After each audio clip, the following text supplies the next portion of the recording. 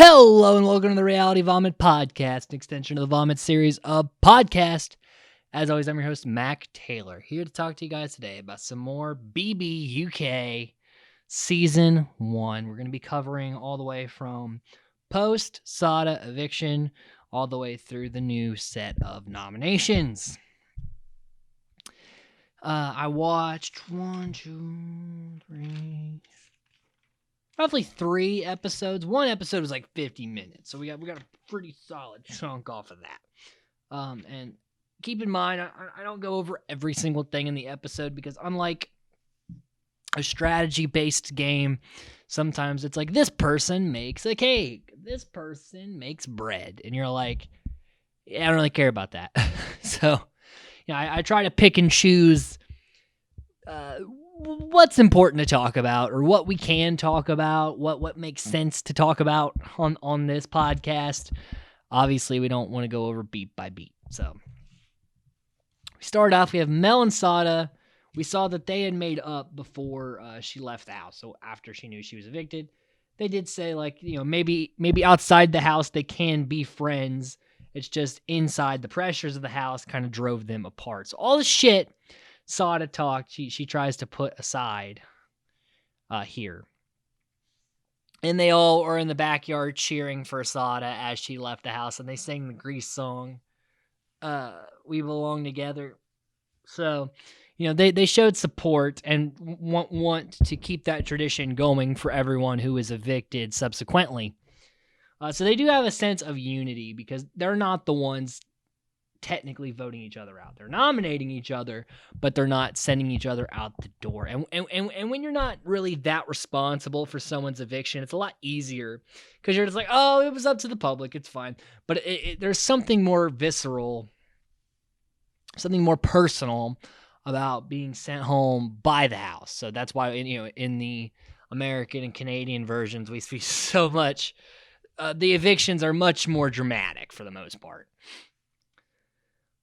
Right, but usually when people are evicted in the UK, it's just like, oh wow, that's crazy. Oh man, I'm leaving. Like it's not as television worthy. But they are. It's a shock, because they've been for the past couple of weeks living as 10. Now there is 9. There's an empty space in the girls' room. There's an empty spot at the table. It's a little. Like I said in the last podcast, when someone leaves, now it's real. Now the stakes are there, right? Not everybody's going to be here come day 64. Caroline, however, she's over the moon to have survived. She's sad to see Sada go because that was one of her closest friends in the house. But, it wasn't her. Like, she's still in the house. Like, she wanted to be here. Sada really gave up on the game. So I'm glad, even if it's someone like, I'm not rooting for Caroline. I don't really enjoy her all that much. However, she wanted to be there, and Sada didn't. And no matter what happens, I always want the person that wants to be there to be there. Nicholas is still trying to find ways to get the votes together without blatantly talking about strategy, since they warned him against it. And it's really kind of ballsy that he's still trying to talk about it.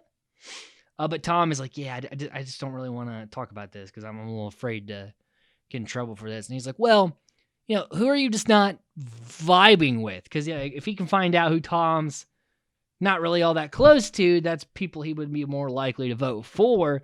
And then he could just put his and Andy's votes there and try to, get the numbers on his side. It was a smart way because he's not talking strategy. He's not asking who you're voting for. He's not telling him he's voting for. He's just saying, who are you not vibing with? Like, obviously Tom saw what he was doing, but it was still pretty, we're worth a try, And again, why wasn't Nicholas in the American version of the show? He's suited for it. And he also says, it's not personal when I nominate someone. It's business. And I'm like, yes, that's exactly how you should play the game. Of course, that's awesome. And then the psychiatrists are pointing out that Nicholas is using like stock phrases when he talks to, the consoling people, and like he doesn't really make good eye contact and stuff. So he's not a perfect liar, but like he's playing the game hard, and it's the show is trying to portray it because they don't want strategy in the game. They're trying to portray it as scummy. But look at, American and Canadian versions, this kind of gameplay would be praised. It is praised. And I'm going to praise it, goddammit. Someone needs to be on Nicholas's side. He may not be a great person, but I think he's a good player of the game. And, I think the show should have embraced that. Yes, strategy was not something they had initially thought of when they made the game. But you should adapt to where the show could go. There could be a lot of potential good TV moments by allowing this sort of play. And instead you're limiting it and you're making us focus on things like Mel fighting with the chickens because they're in the garden. It's not exactly, glorious television to see that, and we could have got so much more if you let these people talk strategy. So Caroline and Nicola are doing yoga for their fallen comrade, Sada, because the trio has now become the duo. And then they get their task for the week, and they have to cycle a very, very, very long distance. So they basically, everyone has to take hour shifts 24 hours a day. So, your shift may be at 5 a.m., and you got to go from 5 to 6 a.m., or it could be at like 1, you never know when your next shift's gonna be, and so your sleeping schedule is gonna be all fucked up.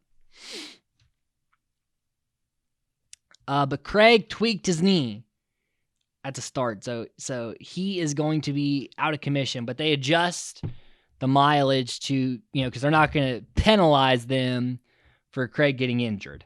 So Craig gets to sit out most of this challenge, which everyone is a bit miffed by. Which understandably so, because they had to do all this physical exertion and he can just sleep through a lot of this. But at the same time, you can't really blame a guy for getting injured. And the doctor said specifically, don't overexert yourself and don't do this for at least 24 hours. You can't put that on him, Nicola, there's a spot where she's making a carrot cake and she's kind of making it sexual, where she's moaning and stuff while she's mixing the shit together because they had to make everything from scratch. So it's just the things you take for granted. And it was a fun little spot. Nicola has kind of come out of her shell a little bit since Sada's eviction.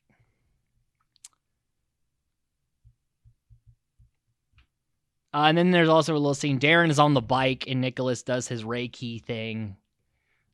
Which is kind of hard to do when someone's in motion. And it was just kind of a goofy little segment as well. And then they get their talking point, which is the monarchy, which is their version of the government. And the hottest topic. I mean, they talk about tabloids and corruption and things that things that we as Americans talk about as well. But their main thing was the unbalance of wealth, as the royal family spends a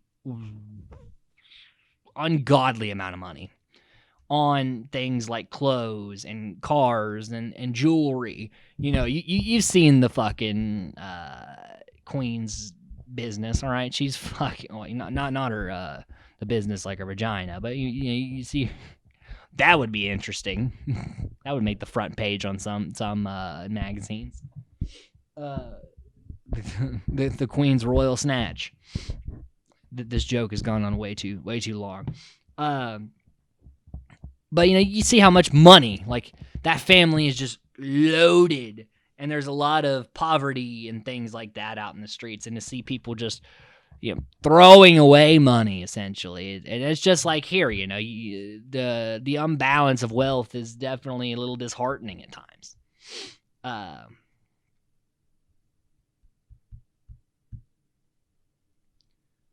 And then Nicholas and Mel discuss the oversaturation of the word love, and this is something I feel strongly about as well. Is that especially this was 2000, but it's become even more prevalent these days with people being able to communicate not in person.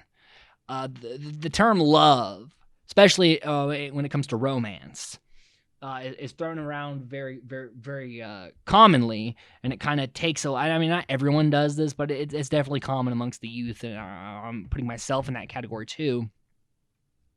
That it's an easy thing for people to say, and it kind of takes away the thing of it, I'm at a loss for this. I'm gonna have to try to edit out a lot of these pauses. So, and especially Mel, she's like, it's something that men tend to do more so, and I think it goes both ways, which is what Nicholas was trying to say. I think Mel was trying to pinpoint it more on the male perspective than the female perspective. It's just something, say your feelings, people, but maybe love may not be. Maybe you just be strong like. Strong like is okay. Love is something to be developed, right? So that was an interesting talking point as well. And there's one point. Nicola's mic. Her mic was way too close to her throat. Because she's like drinking the last little bit of soup or something in a bowl. And you can hear her like swallowing it. Like it's so loud. It's kind of gross. I was like, girl, where is your mic hooked up to? Like, are you wearing a choker and it's hooked up to your choker? Like, what? How is it that close to your throat? It was so loud. At first, I was like, was that her swallowing? What was that? Then she did it again. I'm like, oh my God, that is like where? Like, I couldn't see her mic, but I'm like, it's got to be like right on her throat. It was way too loud. And so the housemates are becoming a little bit disheartened by Craig not participating. He's mostly sleeping, and but even before this, there's been a lot of complaints of him being lazy, and especially right before Noms, this is not a great thing to be doing. Andy in particular is like, he's so fucking lazy, like, he needs to get his shit together. We also get a lot of clips of people talking about books they're reading, like they all brought a book or two in the house. You could tell this was 2000 because mostly people don't fucking read much anymore. And also, I don't think... I know American Big Brother doesn't really allow people to bring in literature anymore, but I don't think that BBUK does anymore either. Because it's kind of boring, right, to see someone sit there reading. Same reason why they don't get a television. You don't want to watch them watch something. You want to see them actively have to communicate, right? So, if you just get a lot of them laying out in the sun reading a book, and they have a lot of dead space, even in these edited together episodes, sometimes you see people just sitting there. And you're like, why did you put that in the show? You could have made it, instead of 50 minutes, we could have cut this down to like 30 minutes, I think. I think there's that much just boring footage or just things that aren't really necessary for the narrative of the show. There's a lot of just shit that's out there. It's a little loosey-goosey for my liking.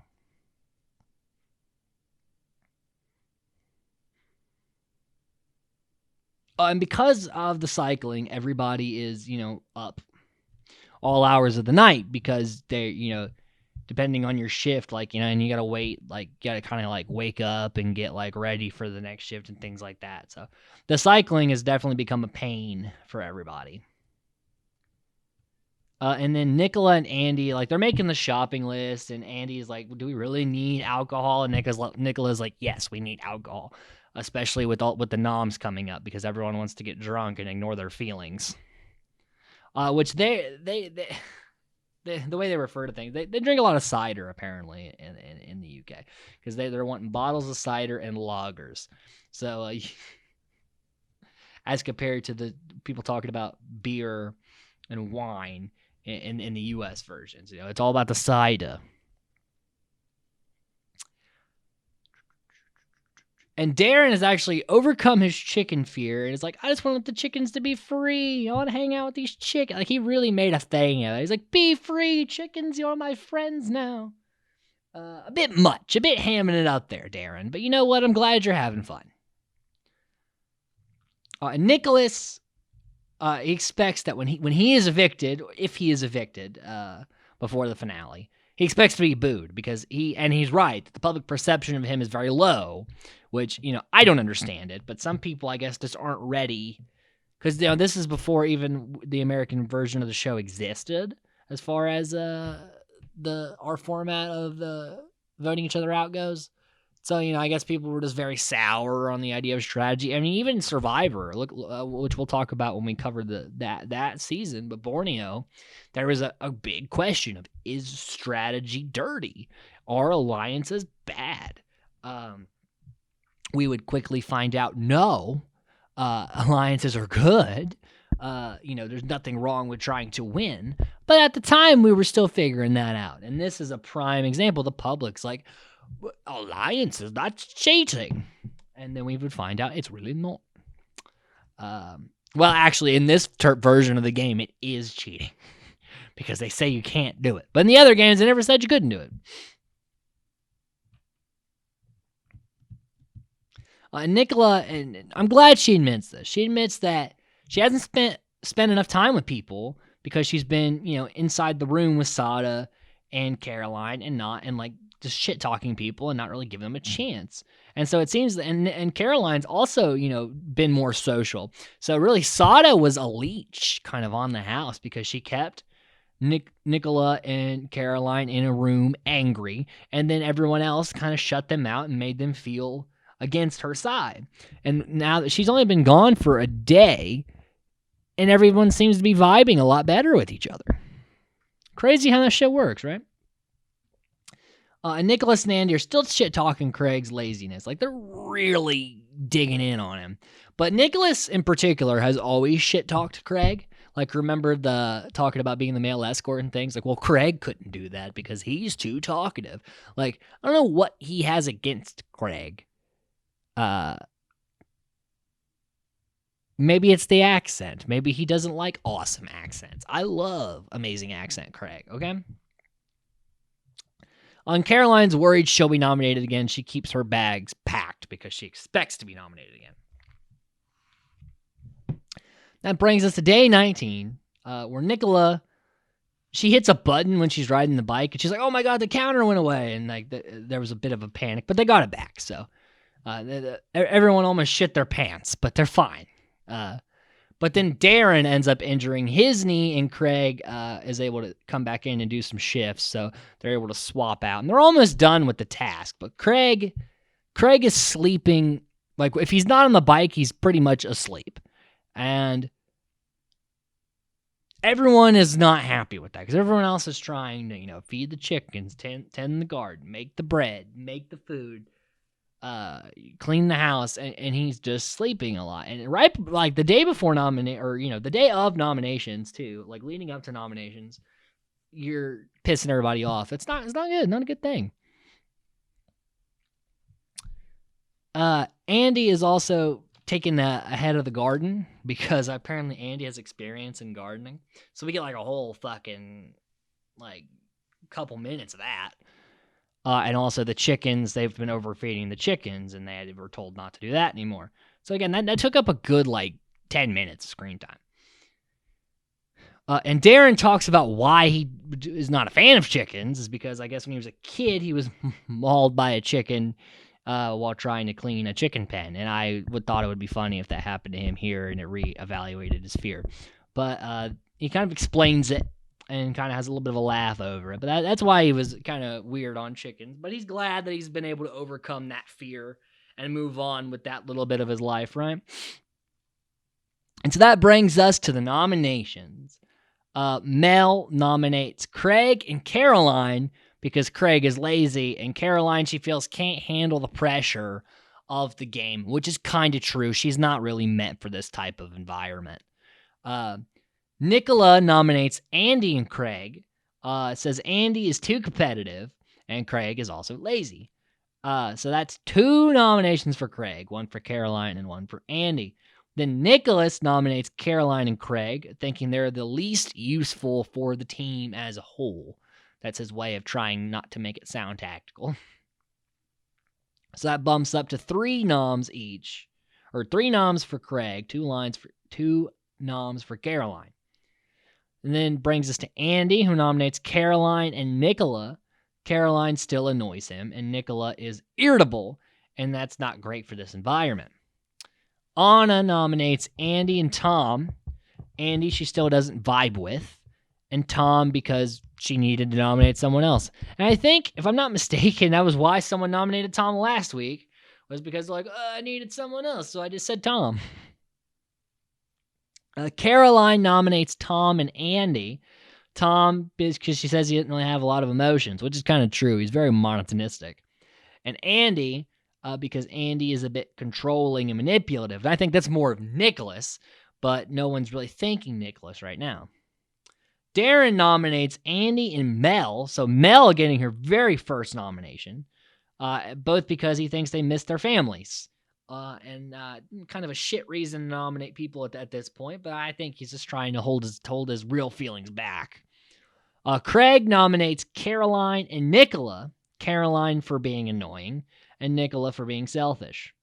And then Tom rounds out the noms by nominating Darren and Caroline, Darren for being a bit less useful, and Caroline for being annoying and less useful as well. So that brings the two people that will be nominated this week being Caroline and Andy, and they will be told the next day who the noms are.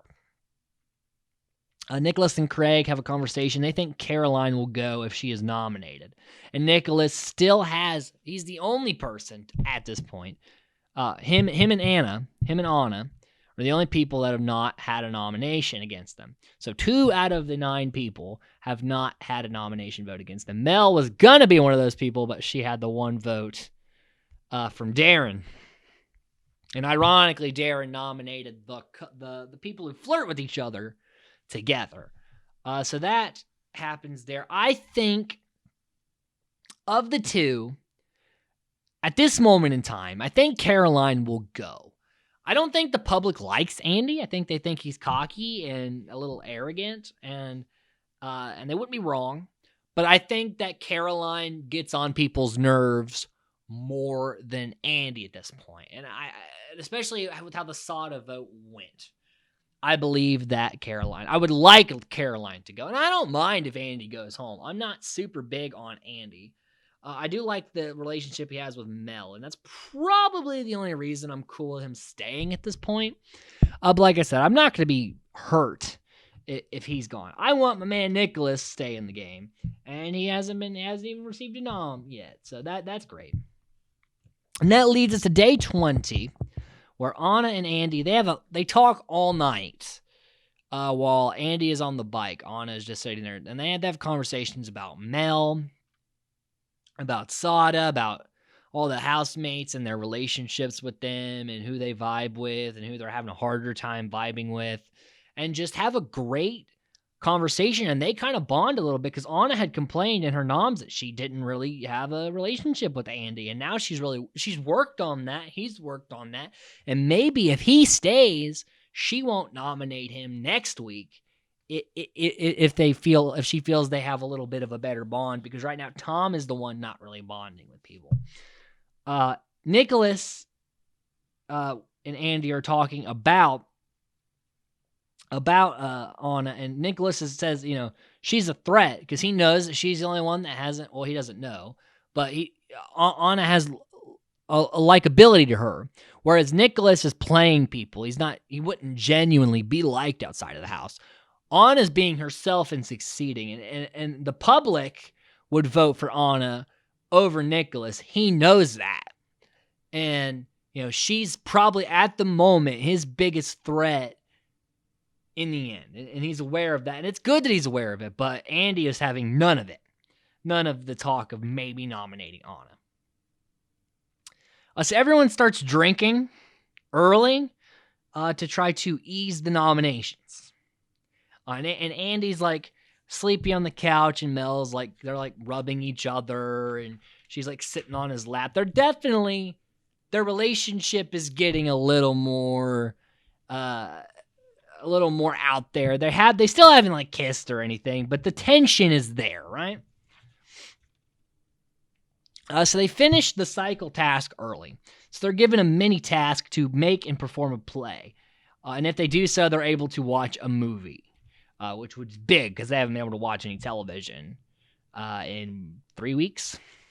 And for me, that freaked me out, not being able to watch anything for even a day, you know? So the noms are revealed. Caroline's like, of course. That's why I didn't pack my bags. Of course, I'm being nominated.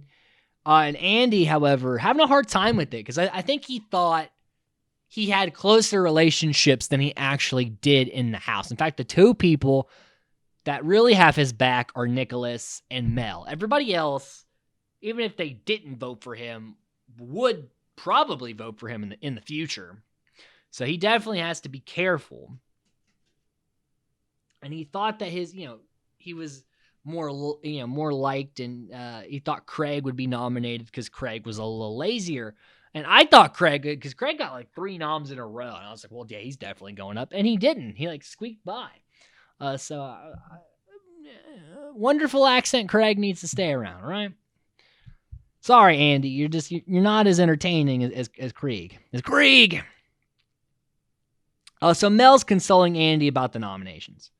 And Caroline gets drunk, like sloppy drunk. Like even when she has her DR, she's like, Andy talks about wanting to be a pinup. Well, I'd like to pin him up on my wall and throw dots at him all day. She has like one of those, and she gets like vomity drunk, like pukey drunk. And so Mel's kind of taking care of her. Which, she's had a rough time. She's been nominated twice in a row. Clearly, she doesn't know how close she was to actually going home over Sada. So, who knows what the public perception is of Andy exactly. He could go home. She could stay. And if she does, then she becomes like block bait, right? Where it's like, you don't want to go up against Caroline because maybe you go home. Then Andy and Mel talk, basically being thirsty, lack of sex. But they both apparently have been doing a decent amount of, like, she talks about, like, rubbing the bike while she was on it to kind of stimulate her stuff. Brits are very open about their sexuality, and it's quite entertaining. And Nicola is massaging Anna while Darren is, like, playing the guitar. It's a very odd scene of, like, and they're all singing a song I don't know. But, I felt it was worth talking about. Just the imagery alone, right? Nicholas is sad that Andy is on the block, but he thinks that Caroline will go home over Andy. Now, if he was up against anybody else, I think Nicholas would have a fear that it would be Andy's time, because he thinks, and he's actually quite accurate on the public's perception of Andy being cocky. And Nicholas is trying to do that question thing with Darren, right? And it's not working. And Darren's like, well, you're asking me questions, analyzing me, and I don't want to be analyzed. Nicholas is overplaying right now. He's been doing great, but now it's starting to slip. And if he's not careful, the next rounds of nominations could very well be where he goes up. And, you got to avoid that at all costs, right?